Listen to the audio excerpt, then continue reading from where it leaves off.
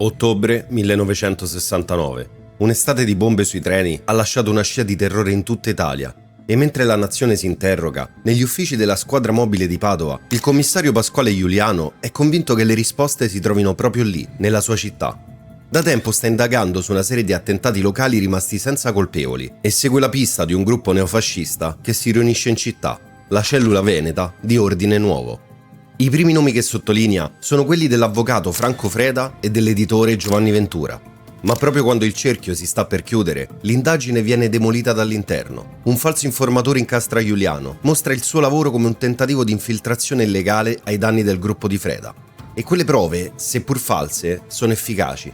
Su pressione di Elio Catenacci, l'ex questore, poi direttore dell'ufficio affari riservati del Viminale, il commissario Giuliano viene allontanato dalle indagini e trasferito. E lo stesso Catenacci, anni dopo, verrà incriminato per aver trattenuto elementi di prova, come una fattura per l'acquisto di borse identiche a quelle usate per l'esplosivo di Piazza Fontana.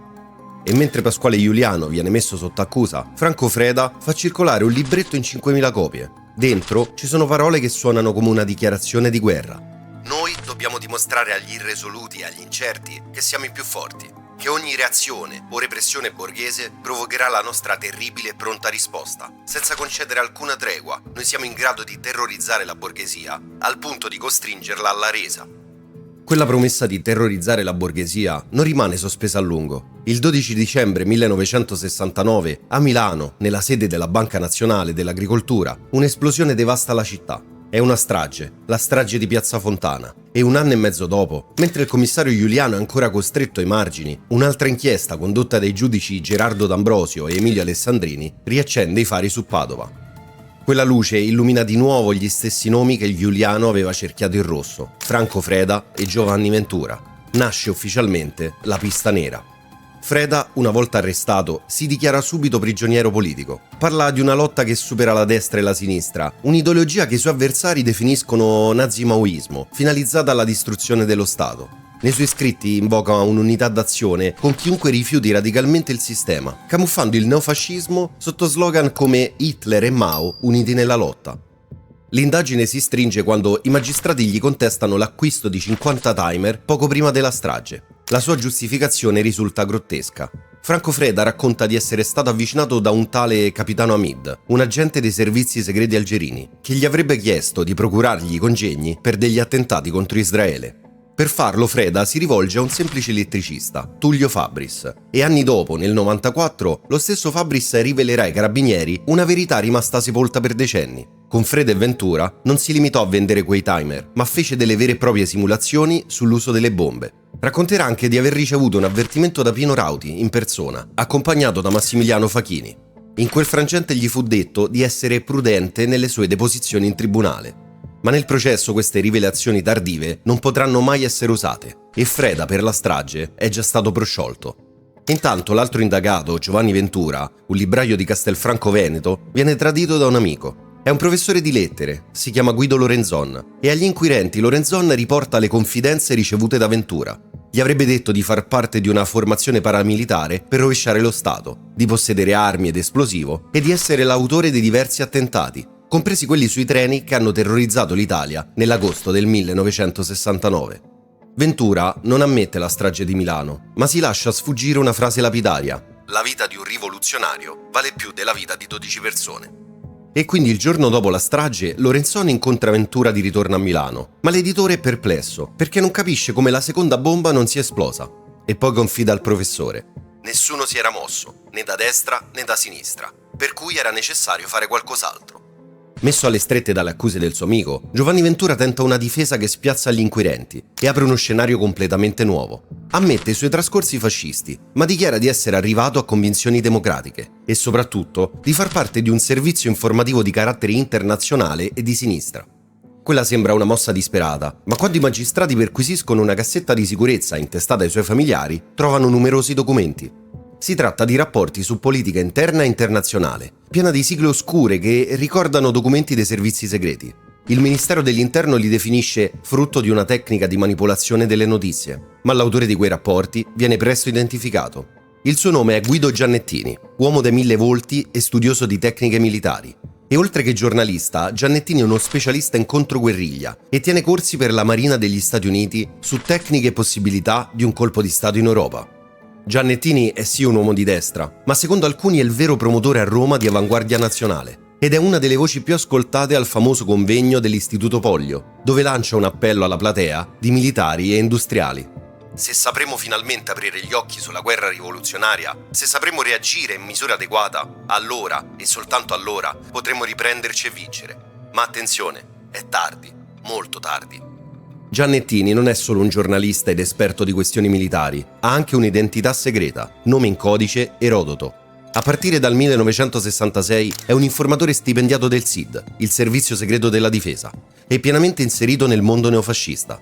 Quando i magistrati chiedono conferma ufficiale al SID, il servizio risponde con un muro di gomma. La richiesta non può essere evasa, perché verte su notizie coperte da segreto militare. A quella risposta i giudici obiettano, perché il segreto non può valere per un'indagine che riguarda la sicurezza dello Stato, quella stessa sicurezza che il SID dovrebbe difendere. Ma quella porta continua a restare chiusa. A quel punto Giannettini viene colpito da un mandato di cattura, ma è già latitante. E da Parigi concede un'intervista in cui nega di lavorare per il SID e sostiene di aver passato i suoi rapporti a Freda, a cui lo lega una vicinanza ideologica. Sembra l'ennesimo vicolo cieco, ma pochi mesi dopo, il 20 giugno 1974, la verità arriva dal posto più impensabile. Il ministro della difesa in persona, Giulio Andreotti, in un'intervista al settimanale Il Mondo dichiara: bisognava dire la verità, cioè che Giannettini era un informatore regolarmente arruolato dal SID e puntuale procacciatore di notizie come quelle relative all'organizzazione della strage. Una verità che è stata nascosta dopo una riunione ai massimi livelli, a Palazzo Chigi. Il segreto di Stato è appena stato infranto dal suo massimo custode, Giulio Andreotti. E la figura chiave che lega il neofascismo veneto agli apparati militari internazionali non è solo un estremista, è un uomo dello Stato.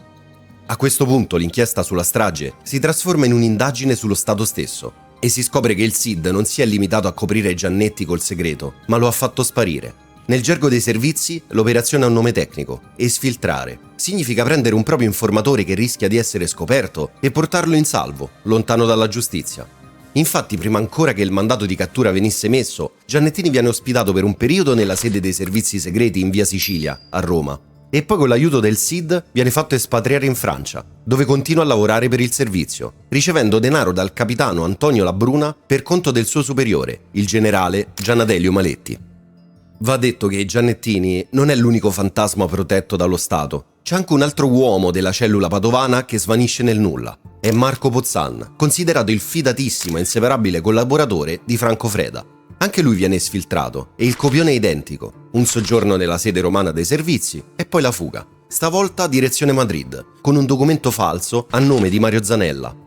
Arrivati a questo punto della storia, inizia l'interrogatorio al generale Maletti e al capitano Labruna, i quali ammettono di aver organizzato l'operazione giustificandola come un tentativo di infiltrare gli ambienti neofascisti in Spagna. Ma le loro versioni sono piene di contraddizioni.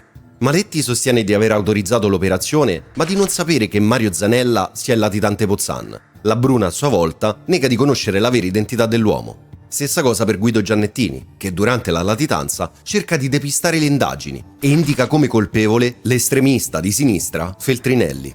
Ma alla fine Giannettini decide di porre fine alla sua fuga e si consegna. Alla domanda sul perché lo abbia fatto, lui stesso risponde: quando il servizio segreto taglia i rapporti con un suo agente, c'è sempre anche la possibilità che lo elimini. Va sottolineato che l'esfiltrazione dei sospettati è solo una parte di una strategia di depistaggio più ampia, che emerge in un appunto del SID datato 16 dicembre 1969. Sono 4 giorni dopo la strage, ma questo appunto arriverà ai magistrati solo nel 1973. Quel documento indica come mente della strage un certo Guerin Serac, capo dell'agenzia di stampa Aginter Press, e come esecutori materiali i neofascisti Stefano Delle Chiaie e Mario Merlino. Ma quella nota definiva falsamente Guerin Serac un anarchico e Merlino un filocinese. Infatti anni dopo si scoprirà che la nota era un falso, fabbricata dai vertici del servizio mescolando notizie vere e false e costringendo Maresciallo ad assumerne la paternità. Il quadro è chiaro: mentre la giustizia cercava la verità, pezzi dello Stato lavoravano attivamente per inquinarla e per proteggere i sospettati. Davanti a questo scenario di depistaggi e verità manipolate, il processo per la strage di Piazza Fontana arriva al suo epilogo, ma l'esito è molto amaro. Il 20 marzo 1981 la Corte d'Assise di Catanzaro proscioglie Franco Freda, Giovanni Ventura e Guido Giannettini da ogni accusa per la strage.